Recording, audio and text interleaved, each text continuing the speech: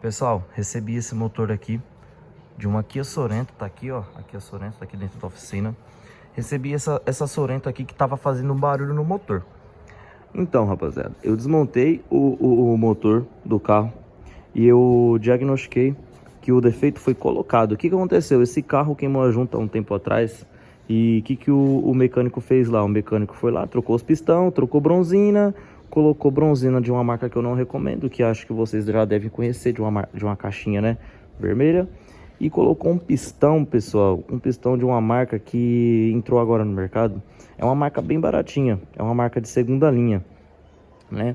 A marca de primeira linha, ela é 3 vezes o valor, que é uma marca boa. Essa marca aqui, ó, pessoal, olha a folga do pistão. E detalhe, o motor foi aberto para 0,50, o motor foi aberto para 0,50, no caso, 0,50 do pistão de primeira linha, não desse pistão aqui. Olha a folga que ficou no motor do rapaz. Olha isso daqui. Pessoal, isso aqui foi um carro que foi acabado, ó, olha como é que o estado do motor. O motor tá novo. Um carro que montou faz pouco tempo. Esse carro aqui não tem um mês montado. O carro já saiu da oficina fazendo barulho. Ele veio de uma oficina direto para cá. Isso foi defeito colocado pelo mecânico, tá, pessoal? Isso que acontece por economizar. Isso aqui é um defeito que poderia ter sido evitado gastando um pouco mais, né?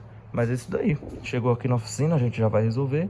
Vamos fazer a plana, né? Porque eu vi um defeito aqui também, ó. Olha aí, ó, a plana como é que ficou. Vou abrir os cilindros, tá vendo que já infelizmente acabou enferrujando, porque eu demorei muito tempo para poder começar a mexer, mas de qualquer forma eu já ia ter que abrir de novo para 1 milímetro, tá, pessoal? Esse motor já tá 0,50 e trocar as bronzinas do virabrequim, porque as bronzinas que ele colocou não recomendo a marca é daquelas bem baratinha mesmo, né? E é isso aí, pessoal. Eu não vou falar o nome da marca porque eu não tô a fim de levar um processo, mas isso aí, pessoal, se você precisar de retífica, uma solução, uma dica pro seu Kia ou pro sua Fremont, entre em contato aqui. O número tá no comentário fixado e na descrição, beleza, pessoal?